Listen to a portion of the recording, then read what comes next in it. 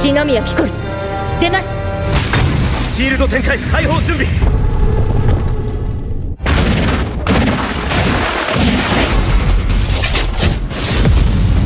刺激でついてこい。放射撃。私がやる。Hari Minggu, hari yang sempurna untuk bersantai. Nani? Watashi lupa deh kaiju hari ini. Waktunya menghibur kalian semua, Desyo. Well. Gak kerasa bentar lagi tamat nih anime, cuy.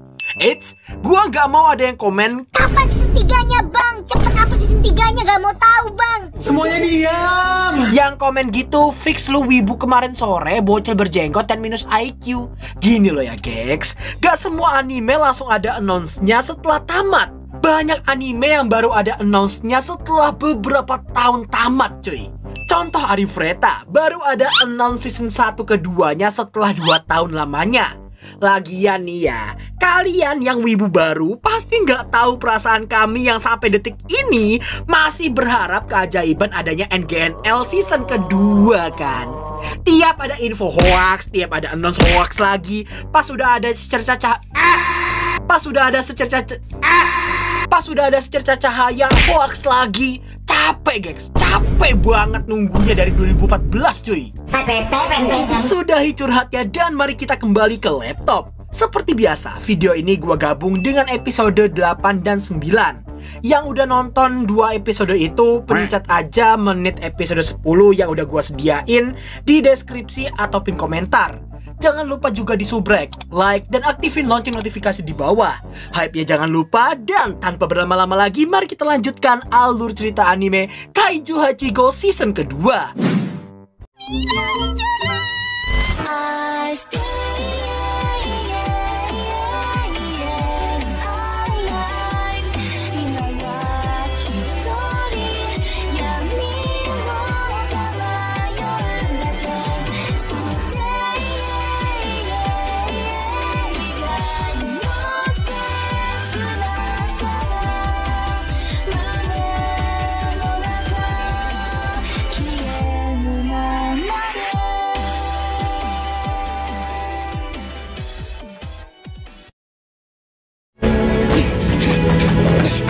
Meskipun gelombang psikisnya si Cikiwir telah kembali normal, namun kondisi fisiknya sendiri masihlah sangat mengkhawatirkan. Pak Jugo pun ragu dengan situasi yang ada, apalagi Furuhashi yang hanya punya pelepasan kekuatan 24%, dirasa mustahil akan bisa mengekspos inti kaiju tikus berdasi itu. Furuhashi-kun no kaihou senryokuを追って 41%! 訂正 22% に確保! Beberapa kali Furuhashi mengalami kenaikan pelepasan kekuatan. Walaupun tidak stabil, namun Pak Jugo merasa prajurit muda itu adalah tipe yang sama dengannya. Di saat yang sama, dalam hati sebenarnya Furuhashi sadar dirinya bukanlah sosok yang akan menjadi pahlawan. Kendati demikian, tembok yang dianggapnya sebagai batasan ia melangkah berusaha diterobos olehnya dengan segenap kekuatannya.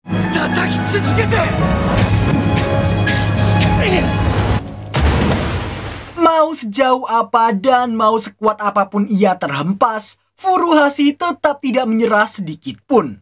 Hingga pada satu momen yang sangat krusial, yakni tubuhnya yang mengalami overheat, perjuangan dengan taruhan nyawa sebagai bukti tekadnya akhirnya terbayarkan. Shibera! Nera! Di tengah rasa terkejutnya Pak Jugo melihat perjuangan kedua kalayak muda itu, ia jadi teringat dengan masa lalu. Masa di mana Hikari masih hidup, dan menjadi momen pertama ia diberitahu soal Hikari yang dinyatakan cocok dengan kaiju nomor 4. Sebenarnya flashback ini juga menjadi secuil penyesalan Pak Jugo di kala itu. Walaupun sepertinya dia sudah punya firasat, namun karena tak ingin mengkhianati tekad juga perjuangan Hikari, pada akhirnya ia memberi tanggapan yang mensupport dirinya. 僕に未来が見えて、もしも本気で反対していたなら、できるよ。君ならきっとできる。あの時反対していたら生きて笑っていたんだろうか。 Setelah tuntutan perampasan aset disahkan Oh, ayolah, salah narasi lagi.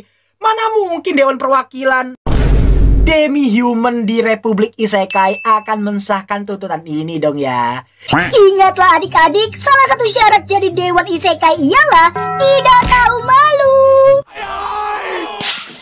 Hehe, kembali ke cerita. Setelah menumbangkan kaiju tikus berdasi, nampak Furuhashi yang langsung melesat ke tempatnya Ichikiwir untuk melakukan tos antar dua besti sejati. Semua anggota regu dan para peneliti pun turut bersorak atas keberhasilan mereka. Di sore harinya, Toko sempat dibuat kaget karena komandannya yang malah menangis karena masih teringat penyesalannya yang tak bisa menjadi seperti Furuhashi dan juga Ichikiwir. 合格だ。君にこの国の未来の一端を託すよ。ありがとうございます。 Dengan begini, secara resmi Ichikiwir diizinkan memakai kaiju nomor 6. Di malam harinya, Pajugo dihubungi Mina yang meminta pendapatnya soal Ichikiwir. Mengesampingkan sifat ceroboh dan keras kepalanya, Pajugo merasa Ichikiwir sangatlah cocok menjadi wadah dari Raja Kaiju masa lalu.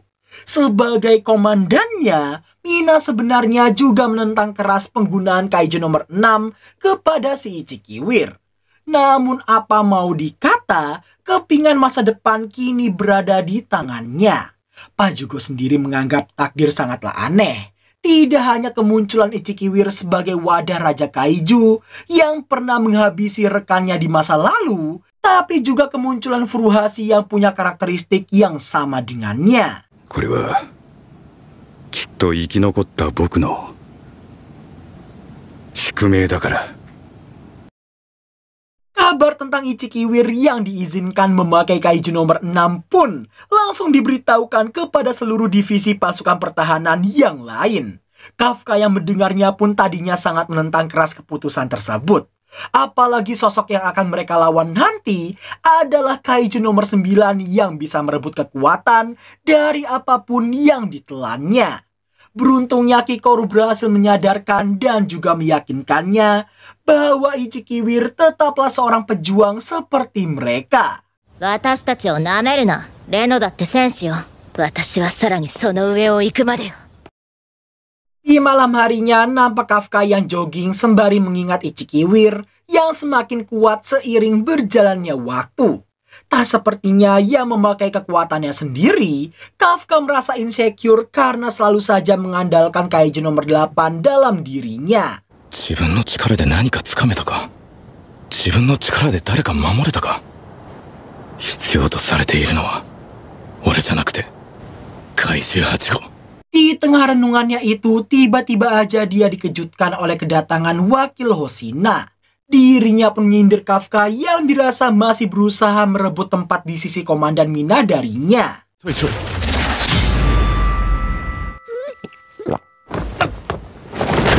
Gelo, wah, sekedipan mata langsung bisa gitu cuy. Setelah mengaku lega dan menganggap ini adalah bentuk balas dendamnya karena Kafka yang berani menyembunyikan identitasnya, ia pun merasa mereka sudah impas. Lalu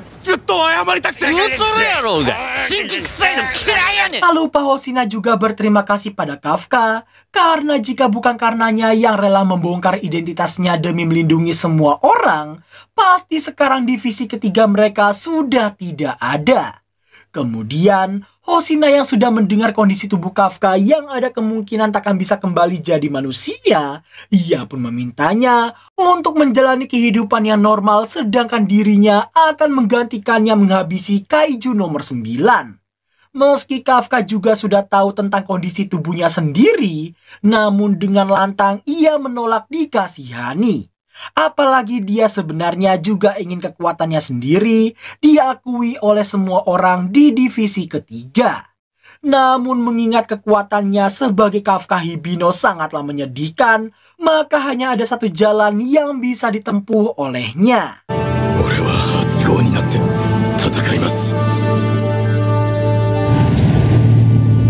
Tekad kuat yang ditunjukkan olehnya membuat Hoshina menyadari Kafka pasti akan bertransformasi lagi untuk membantu semua orang.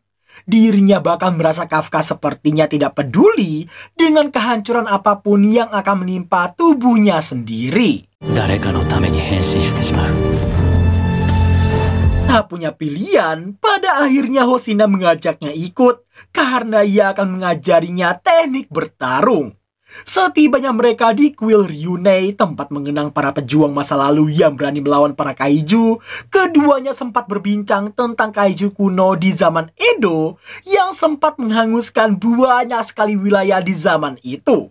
Hoshina lalu menjelaskan bahwa perjuangan di tanah ini adalah titik balik terbesar dalam sejarah sekaligus jadi tempat yang paling banyak memakan pejuang di masa lalu. Setelah itu, Kafka diajak sparring tanpa bertransformasi ataupun memakai seragam tempur. Dan hanya murni sparring dengan kekuatan fisik masing-masing.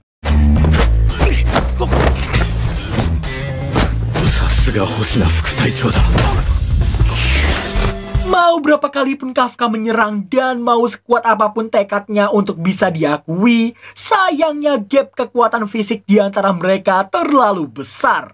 Hingga kemudian, Kafka yang mengira diri tidak ada perkembangan sedikit pun, merasa kaget ketika wakil komandannya itu mengatakan sesuatu.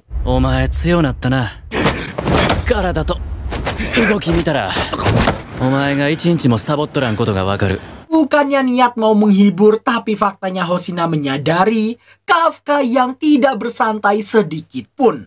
Pergerakannya sudah sangat berbeda dari sebelumnya, meski masih jauh dari kata cukup. Kafka lalu dikritik yang selalu saja bertarung dengan mengandalkan kekuatan kaiju nomor 8. Mulai dari pergerakan, ketahanan, hingga regenerasinya. Semua itu bisa jadi keuntungan, tapi juga bisa jadi kerugian bagi dirinya sendiri.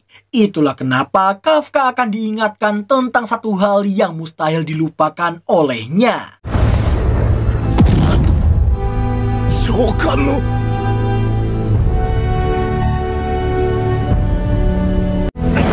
Selepas menunjukkan teknik bela diri tangan kosong pasukan pertahanan yang sudah disempurnakan oleh Pak Isao, Kafka diniatkan akan diajari supaya saat ia bertransformasi nanti, kekuatannya bisa jadi lebih kuat lagi.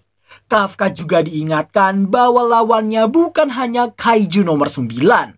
Maka dari itu, ia juga harus bertarung demi masa depannya sendiri. Hoshina pun memintanya untuk bertahan hidup dan coba rebut posisi tangan kanannya Komandan Mina darinya lagi.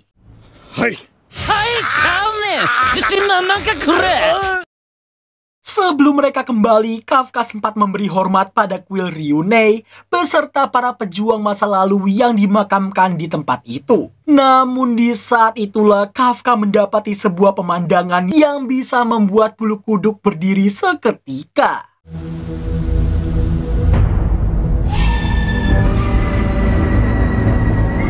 Setelah disadarkan oleh Hoshina, Kafka yang masih penasaran pun terus mempertanyakan apa atau siapakah sosok tadi sebenarnya.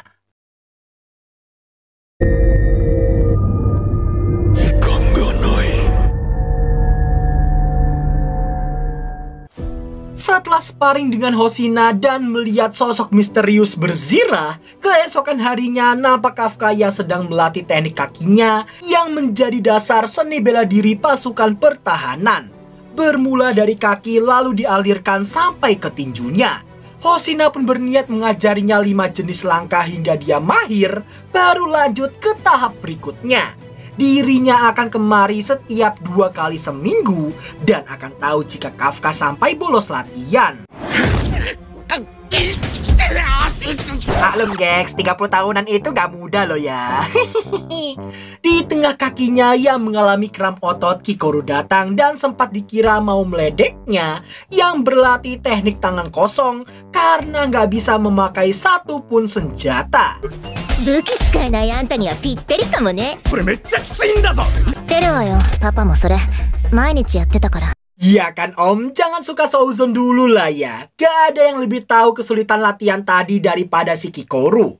Mendengar Paisao yang juga sering melakukannya, Kafka jadi makin semangat dan ingin berlatih lebih keras lagi. Sebelum itu, Kikoru nampak menyerahkan HP-nya yang disita agar Kafka bisa menghubungi teman-teman mereka di divisi ketiga yang udah 2 bulan ini gak dihubunginya sama sekali.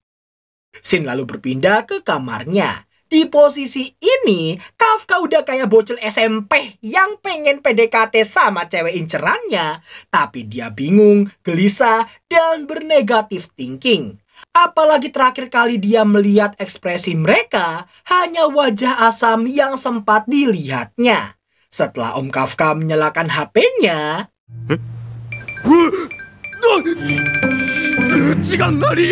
Semakin takutlah Kafka mendapati ledakan notifikasi hingga 500 pesan banyaknya.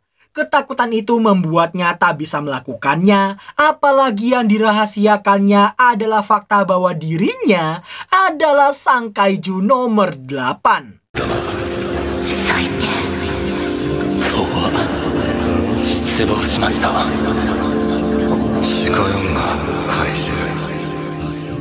Prasangka buruk hanya akan menimbulkan bisikan yang semakin meruntuhkan kepercayaan. Gak lama berselang Ichikiwir nelpon, tapi Guobloy-nya malah ditolak olehnya. Untungnya gak lama Iharu gantian menelponnya. Tapi ternyata...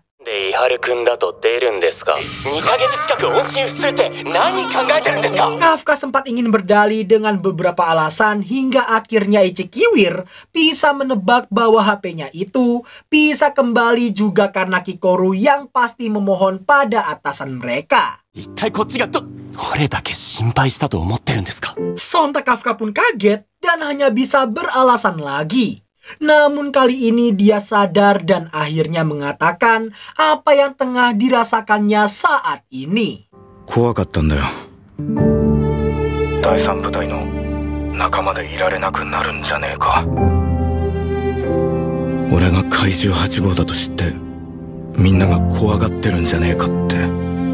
Mendengar itu, Iharu pun membenarkan bahwa mereka memang sangat takut karena tak menyangka selama ini bersama kaiju terkuat dalam sejarah. Namun dia juga menekankan bahwa meski mereka semua takut, bukan berarti mereka membencinya. Apalagi seluruh anggota divisi ketiga saat itu melihat dengan mata kepala mereka sendiri, Kafka yang maju untuk melindungi semua orang. Perkataan Iharu barusan mengingatkannya dengan ucapan Mina sebelumnya. Tidak ada satupun orang di divisi ketiga yang menganggapnya sebagai musuh. Ichikiwir lalu menambahkan bahwa semua orang di divisi ketiga mereka sangat mempercayai bahwa Kafka pasti akan kembali. Setelah mengakhiri panggilan, Kafka mencoba memberanikan diri untuk melihat ledakan notifikasi tadi. Hibino Kafka, 午後の行動訓練行くわよ。みんなには連絡できた？ Kikoru yang niatnya ngajak latihan mendapati om-om 30 tahunan tengah menangis sendirian di dalam kamarnya. Yang mana ternyata Kafka baru aja selesai membaca isi chat divisi mereka.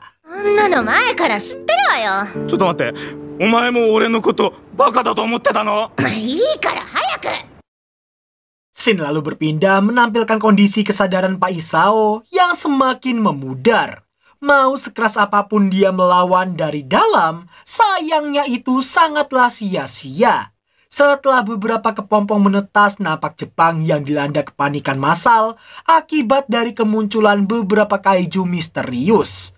Di prefektur Gunma, kota Numata, di sekitar stasiun asosiasi perburuan, di tengah kota, tengah laut sambil makanin banyak sekali ikan, hingga ada yang balapan sama beberapa mobil dan baru hilang setelah 12 kilometeran. Semua laporan yang belum terpecahkan itu jelas membuat kesal pasukan pertahanan. Meski belum 100% yakin, tapi Hoshina merasa itu semua adalah pertanda dari bencana berjalan, yakni sang kaiju nomor 9. Sontak semua orang langsung panik dong ya, karena semua ini lebih cepat daripada informasi yang kaiju nomor 10 berikan sebelumnya.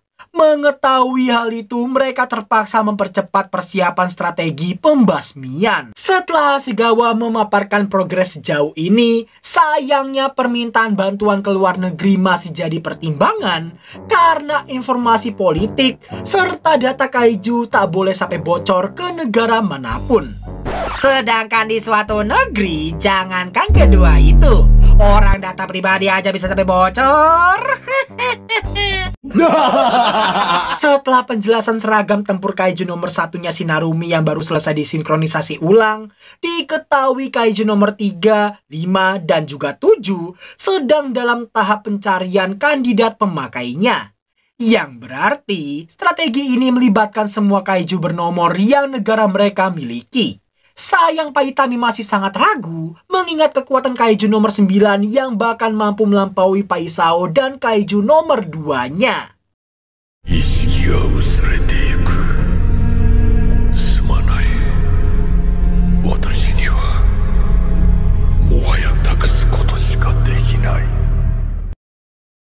Di ujung kesadaran yang sebentar lagi akan menghilang sepenuhnya, Pak Isao hanya bisa berharap pada Narumi, Mina, semua prajurit muda lainnya, dan tentu saja Kafka Hibino.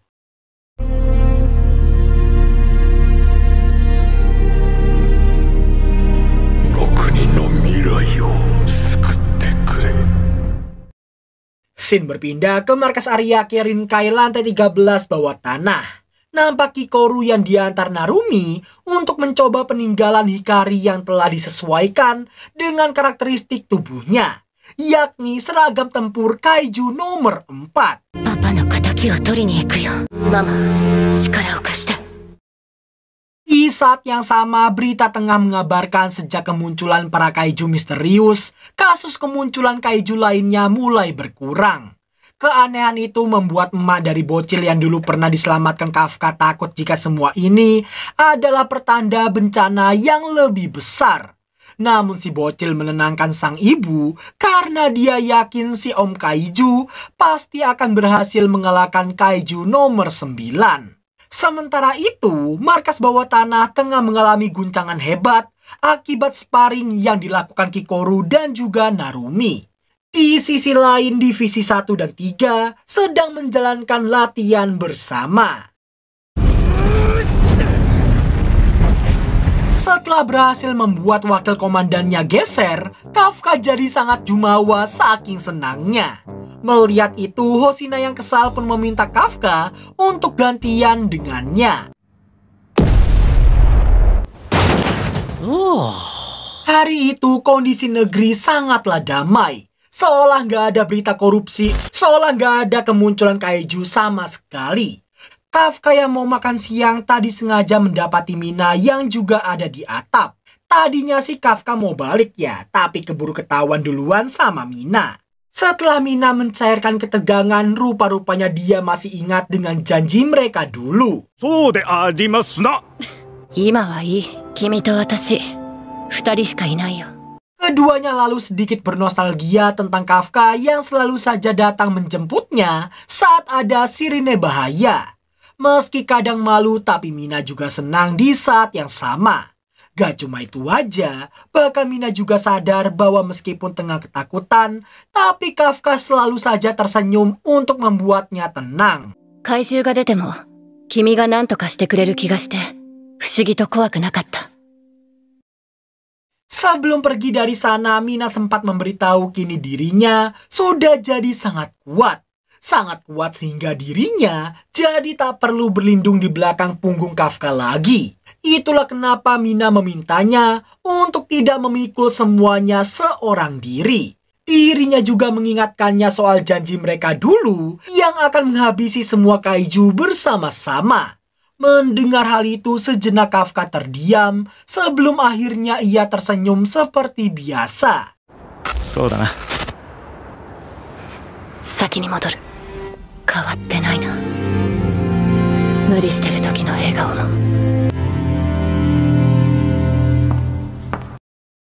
Kafka sendiri rupanya tak yakin akan bisa mengalahkan monster sekuat Kaiju nomor 9. Kendati demikian, dirinya harus tetap yakin dan harus bisa mengalahkannya demi masa depan yang akan datang. Scene lalu berpindah ke distrik Shinjuku, area Kabukicho Ichibangai. Nampak dua NPC pengincar ciwi-ciwi wangi yang tengah mengajak seorang gadis berseragam SMA makan siang bersama mereka. Tapi ternyata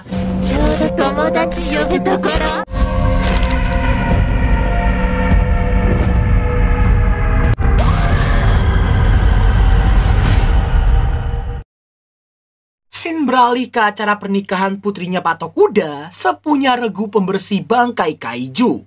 Meski tahu Kafka takkan bisa hadir, namun Patok Kuda tetap menyiapkan satu kursi kosong untuk Hei, gak usah pakai fotonya juga dong ya. Seharusnya hari ini akan menjadi hari paling penting dalam hidupnya sebagai seorang ayah. Akan tetapi tepat ketika dia yang hendak mengiringi putrinya ke mempelai pria, suasana bahagia silih berganti jadi sangat mencekam. Karena tiba-tiba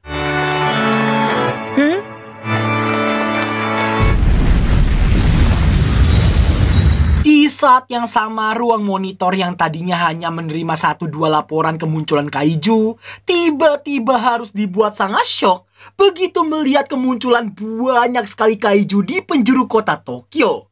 Dan kalian tahu, semua kaiju yang muncul seriusan bikin ngeri dan jijik banget. Ada yang bentukannya gini, ada yang gini, begini, dan lebih ngerinya lagi bayangin kalian jadi keluarga ini coy. Gak kebayang kalau ada yang kebelet boker. Aduh, kebelet Kembali ke Patok Kuda yang sedang menggendong menantunya yang terluka. Naasnya situasi mereka semakin parah begitu salah satu kaiju yang berhasil menjebol tembok dan menghempaskan semua orang di sana. Mental Patok Kuda semakin dibuat gak karuan saat melihat putrinya, Chieko, yang nampak akan dimangsa oleh kaiju itu. Meski telah berusaha memancing dengan darahnya sendiri, sayangnya darah muda lebih menggiurkan daripada darah expire. Tapi, untungnya... Beruntungnya Mas Narumi tiba tepat waktu cuy. Setelah melapor mereka telah sampai di distrik Sumida, Mina dan timnya sendiri sudah sampai di lokasi lain dan membasmi semua kaiju di sekitarnya. Demi mengungguli para kaiju di early game, Pak Itami memerintahkan pelepasan batas kekuatan seragam tempur para prajurit di medan perang. Menyadari hal itu, tentu saja mereka takkan menyia-nyiakan kesempatan yang ada.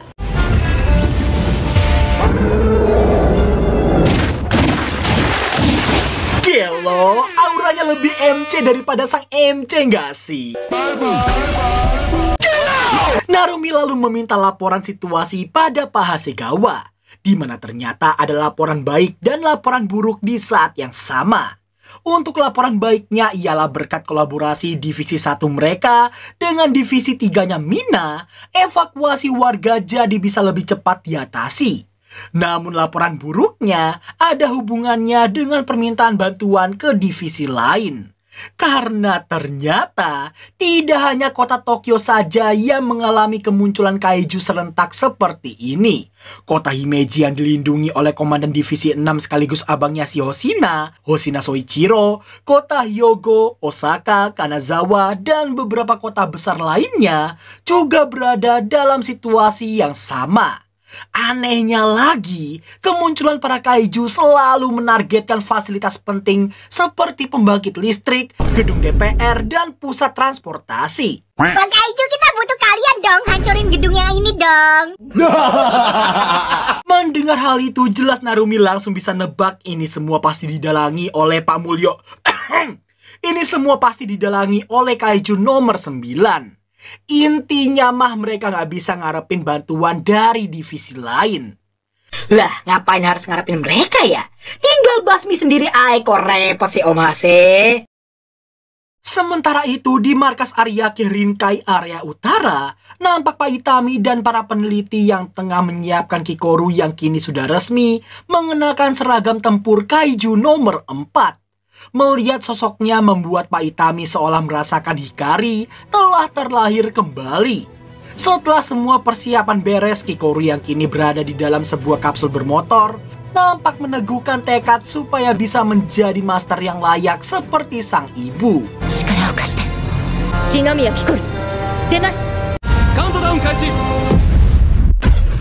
Adapun fungsi kapsul itu hanya sebagai pendorong super cepat agar Kikoru bisa terbang lebih cepat dari yang seharusnya. Sebagai kaiju bernomor tercepat dengan kemampuan terbang, hal tersebut pernah membawa Hikari menjadi pemegang rekor penumpasan kaiju terbanyak di antara para komandan yang lainnya. Scene lalu berpindah menampilkan regu NPC yang kesulitan menghadapi gempuran para kaiju di sana. Namun, sesaat kemudian, dalam sekejap Kikoru berhasil menumpas kaiju jumbo tadi. Di saat Narumiya memberinya waktu 10 menit untuk menghabisi semuanya, Kikoru pun langsung menekankan dia hanya perlu 5 menit saja untuk melakukannya. Kasiannya di sini, para NPC yang mau ngasih support justru semakin dibuat jadi NPC tier 5 karena Kikoru yang berhasil menghabisi banyak sekali kaiju dalam hitungan detik. Pak Itami yang memperhatikan pun berniat meralat ucapannya tadi yang sempat mengatakan Kikoru sangat mirip dengan ibunya. Karena faktanya, Kikoru tidak hanya mewarisi mobilitas sang ibu, tapi juga kekuatan King Kong macam bapaknya.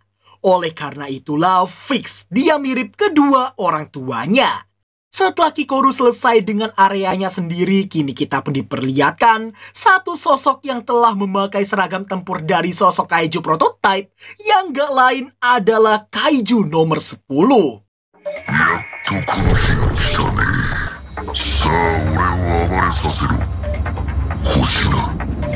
Hoshina lalu amuk-amukan ke Okonogi yang malah membiarkan kesadaran si nomor 10 tetap ada di seragamnya. Okonogi pun beralasan itu dibutuhkan karena ini kali pertama mereka memiliki kaiju bernomor yang punya kehendaknya sendiri. Lagian, sejak awal seragam itu memang belum layak diturunkan ke medan perang. Hoshina sendiri sudah tahu, tapi dia tetap harus memaksakan diri demi bisa melampaui pola pikir kaiju nomor 9. Setelah cukup banyak banyolan dari duo komedian ini, Hoshina sempat memperingati nomor 10 untuk menurutinya dan jangan sampai jadi badut kalau dia nggak pengen dimusnahkan. Akan tetapi baru juga nomor 10 ngaku paham, tiba-tiba nih ya.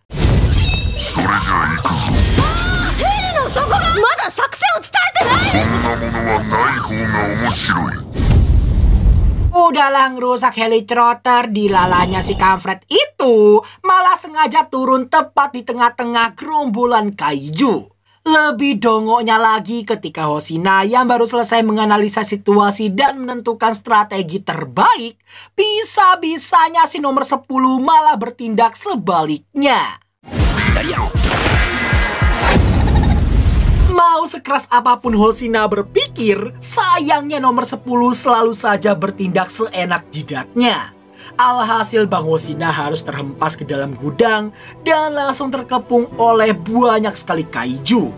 Akibat sinkronisasi busuk mereka, kekuatan tempur mereka turun ke angka 41%.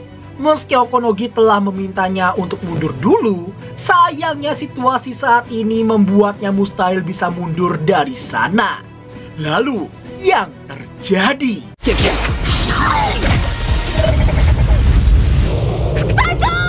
Beruntungnya Hoshina masih hidup berkat nomor 10 yang mengeraskan tubuhnya tepat waktu. Dan meskipun passionnya bukanlah brutalitas, tapi untuk kali ini saja dia akan mengikuti gameplaynya si nomor 10. Bersamaan dengan sinkronisasi yang mulai selaras dan kekuatan tempur yang naik pesat, nampak Hoshina yang bersiap menerjang para kaiju dari depan. Hingga akhirnya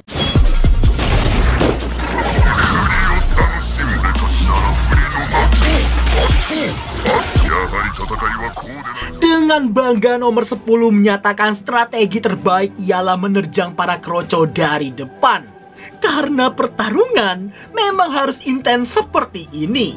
Namun sesaat setelah nomor 10 selesai ngeyeping, ternyata 遅いぞ15。それももう終わっとる。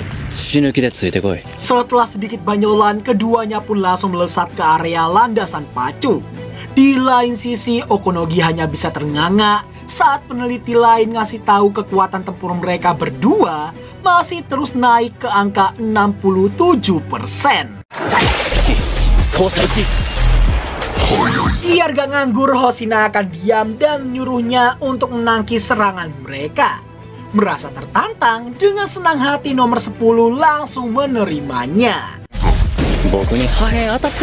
Sontak Okonogi langsung panik karena takut provokasi itu justru akan menyinggung si nomor 10. Tapi anehnya, kekuatan tempur mereka malah semakin meningkat dan kini sudah di angka 70%. Di saat yang sama, kedua badut ini masih terus bertengkar dan adu provokasi. Hingga akhirnya mereka berdua menargetkan Meat Boss Kaiju hitam legam untuk membuktikan kekuatan.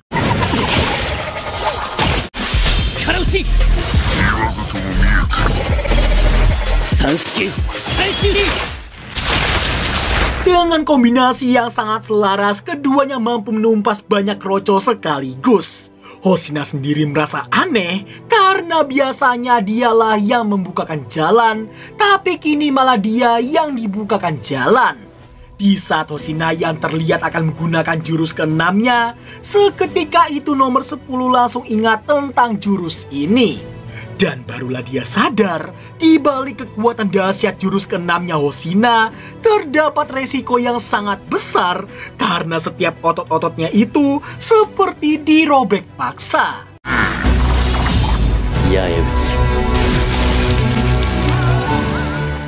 Selesai menumpas Meat Boss tadi, personil lainnya pun beranggapan bahwa wakil komandan mereka itu jauh lebih mengerikan daripada Kaiju. Nah, di saat Hoshina yang mau pergi ke area berikutnya, tiba-tiba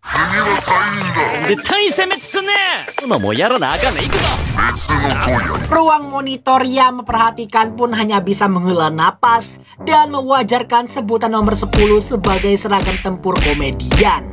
Mengesampingkan itu, Okonogi lebih berfokus ke angka 77%-nya Hoshina dan tak bisa membayangkan akan jadi sekuat apa dirinya jika itu menyentuh angka 90% atau lebih. Scene beralih ke wilayah Oizumi. Nampak regu Shinonome yang ditugaskan untuk melindungi area itu. Di tengah kemacetan yang terjadi, nampak 6 kaiju raksasa yang berkeliaran gak jauh dari sana. Gak lama kemudian, Kafka meminta izin untuk mengatasi mereka semua. Sayang Shinonome menolak izinnya itu karena ditakutkan kaiju nomor 9 akan menyadari lokasinya seperti saat di Shinagawa dulu. Dirinya juga menekankan bahwa Kafka adalah kunci utama dalam perang ini dan jangan sampai kaiju nomor 8 jatuh ke tangan musuh.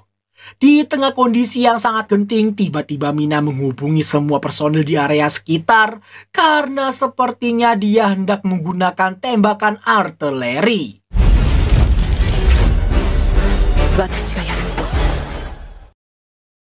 Closing. Di segmen penutup ini gua ada 2 informasi penting buat kalian. Yang pertama, musim depan mungkin gua bakal fokusin metode uploadnya ke 2-3 episode sekali.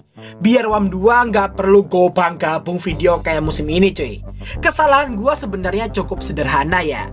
Baca komentar kalian lalu nyoba nerapin tanpa pikir panjang. Makanya musim depan nanti biarkan WAM 2 ini memperbaikinya. Loh bang, berarti 2-3 minggu bakal kosong. Enggak Gex, enggak ya. Mungkin seminggu masih ada 1 atau 2 judul ya yang WAM 2 buatin per episodenya. Tapi metode uploadnya kembali ke dulu, bukan yang kemarin ya. WAM 2 opening bawain alurnya terus closing atau SBK gitu ya. Protes durasi pendek gua kacangin. Tonton aja anime yang per 2-3 minggunya aja. Lalu informasi kedua melibatkan janji WAM 2 yang udah kayak janji kampanye 19 juta lapangan kerja. Apakah itu? Live streaming cuy. Eits, bukan di WAM 2 tapi di WAM Isekai. Mulainya kapan, gamenya apa, terus gimana cara bagi waktunya? Kalau kalian nanya gitu, WAM 2 cuma bisa jawab mungkin mulai musim depan. Gamenya terserah kalian, yang penting game HP Gex. Lalu waktu streamnya mungkin 2 kali seminggu mungkin ya. Selesai upload jika hari itu ada jadwal anime, dan semisal nggak ada ya sore sepulang kalian sekolah. Nah, maka dari itu Gex, untuk mewujudkan janji tersebut, gua minta kerja sama kalian semua. Kasih masukan di kolom komentar di bawah enaknya hari apa, gamenya apa, dan lain sebagainya. Sebagai percobaan pertama mungkin bakal WAM 2 adain sesi live Q&A dulu di channel WAM 2 ini di awal musim nanti guys. So, mungkin itu aja informasi pentingnya ya. Kalau ada info tambahan, nanti gua share di tab komunitas channel aja. Makasih buat yang udah dengerin sampai akhir, dan sampai jumpa di episode terakhir di minggu depan. Bye-bye.